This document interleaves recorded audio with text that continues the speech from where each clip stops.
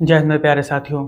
पिछली वीडियो में मैंने आपको सभी को अवेयर किया था कि अवैध जो ई रिक्शा चालक हैं उन सभी को यहाँ पर सावधान हो जाना है, नहीं तो ऐसे ई रिक्शास को पकड़ करके स्क्रैप किया जा रहा है। तो बहुत सारे लोग ने इसको सीरियसली नहीं लिया था, तो उसी वीडियो को मैं कैरी ऑन करके आगे आपको पूर्ण जानकारी देने वाला हूं इस वीडियो में, और लेटेस्ट अपडेट भी बताने वाला हूं। और दिल्ली सरकार का क्या फैसला है, उपराज्यपाल का क्या फैसला है सक्सेना जी का, साथ ही साथ में जो भारत सरकार का क्या यहाँ पर कदम उठा रही है अवैध ई रिक्शा चालकों पर, वो आपको जानकारी में देने वाला हूँ।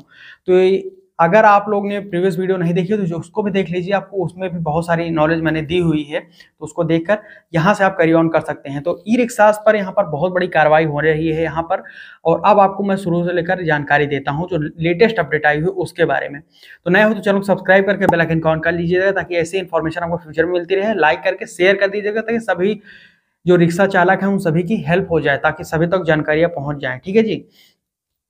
मैंने आपको बताया था कि अवैध ई रिक्शा चालकों पर बड़ी कार्रवाई की जा रही है प्रीवियस वीडियो में। अब उसका यहाँ पर एक बड़ा एग्जांपल भी निकल कर आया है कि जितने ई रिक्शा उसमें पकड़े गए थे प्रीवियस डेज में, पिछले मंथ से, उसमें 114 ई रिक्शास को पकड़ करके बुराड़ी में वहां पर स्क्रैप कर दिया गया है। दिल्ली में समझ लीजिए, दिल्ली में जो बुराड़ी वहां पर है, वहां पर गाड़ियों को पकड़ करके जो रिक्शा है, ई रिक्शाज हैं अवैध हैं, जिनका परमिट नहीं है, कोई लाइसेंस नहीं है, रजिस्ट्रेशन नहीं है, ऐसे ई रिक्शा को पकड़ करके उसको कबाड़ कर दिया गया है, स्क्रैप कर दिया गया है। ये खबर है, ठीक है जी।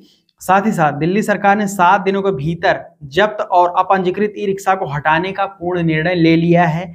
और इसके पीछे जो है बड़ी वजह निकल कर आई है, वो क्या है? इसमें बड़ी वजह निकल कर ये आई है कि ई रिक्शा को बढ़ते प्रसार को रोकने के लिए एक बड़ा फैसला यह लिया गया है। तो यहाँ पर आपको ये जानकारी होनी चाहिए कि विभाग ने 7 दिनों के भीतर ही जब्त अपंजीकृत ई रिक्शा को स्क्रैप कर दिया है। 114 ई रिक्शा को 7 दिनों के भीतर ही स्क्रैप कर दिया है, जबकि नियम ये है कि कोई भी ई रिक्शा को पकड़ने के बाद में प्रक्रिया के तहत 90 दिनों का समय दिया जाना चाहिए, तब उसको जाकर स्क्रैप किया जाना चाहिए। लेकिन चूंकि ये रिक्शा अवैध थे, ई रिक्शा इनका इलीगल था, इसलिए इनको 7 दिनों के भीतर ही डिस्ट्रॉय स्क्रैप कर दिया गया। परिवहन विभाग ने अवैध रूप से संचालित ई रिक्शा पर रोक लगाने का नया प्रयास जारी किया है। इस महीने आपको बताऊं तो लगभग 1077 ई रिक्शाओं को जब्त अभी तक किया जा चुका है, जिसका मतलब है हर दिन 50 से ज्यादा ई रिक्शा को जब्त किया गया है। तो यहाँ पर मीडिया रिपोर्ट के मुताबिक यह फैसला उपराज्यपाल की अध्यक्षता में एक उच्च स्तरीय समीक्षा बैठक के बाद में लिया गया है। इसका मकसद शहर में भीड़ भाड़ को कम करना, साथ ही साथ शहर में अनुमानित 1.2 यानी कि 1,20,000 पंजीकृत ई रिक्शा हैं, लेकिन अवैध रूप से संचालित लगभग 2 लाख ई रिक्शा हैं। दिल्ली एनसीआर की बात करें, दिल्ली अकेले में, एनसीआर नहीं, केवल दिल्ली में। तो बाकी आप समझ लीजिए कि लगभग 80,000 अवैध ई रिक्शा चालक हैं, जिनके प्रसार पर अब नियंत्रण लगाना जरूरी हो गया है। तो यहाँ पर मैं आपको अगर एक जानकारी दूं, एक डेटा के हिसाब से अगर मैं जानकारी देने का प्रयास करूं, तो आप समझ लीजिएगा। सबसे पहला तो यहाँ पर आपको ये जानना चाहिए कि ये जो ई रिक्शा चालक हैं आप सभी, अगर गाड़ी अवैध है तो उसको मत चलाइए, अगर वैध है तो ही चलाइए, नहीं तो पकड़े जाने पर उसको कबाड़ करके स्क्रैप कर दिया जाएगा।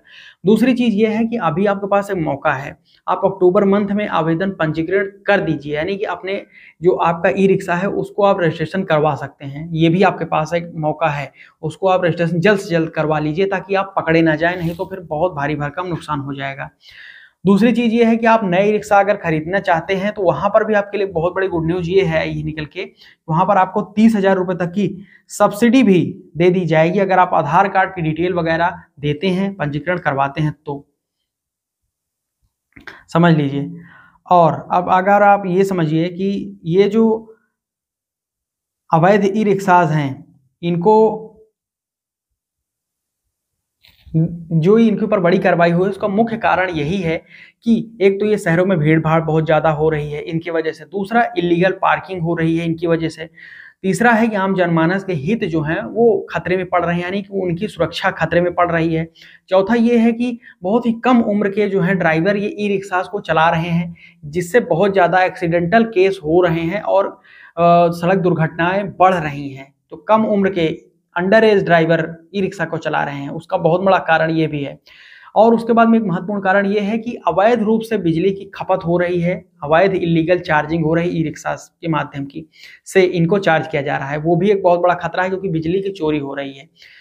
तो ये सभी बड़े कदम हैं जिनकी वजह से अवैध ई रिक्शास के ऊपर बड़ी कार्रवाई निकल कर आई है, समझ लीजिए आप लोग।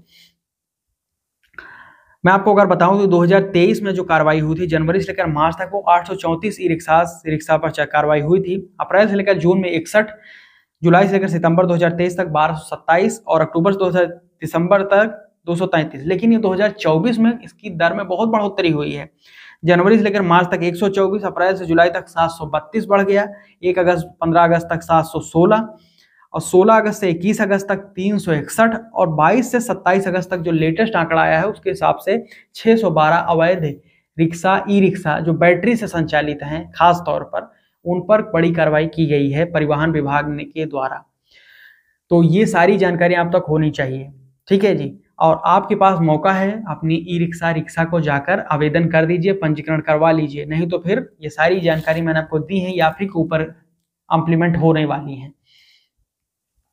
बाकी लेटेस्ट अपडेट पाने के लिए हमारे चैनल को सब्सक्राइब करके बेल आइकन ऑन कर लीजिएगा। ऐसी इंपॉर्टेंट जानकारी या फ्यूचर में मैं आपको जानकारी प्रोवाइड कराता रहूंगा। सब्सक्राइब करके शेयर करिएगा इस वीडियो को ज़्यादा मात्रा में। बहुत बहुत धन्यवाद यहाँ तक वीडियो देखने के लिए। जय हिंद, वंदे मातरम।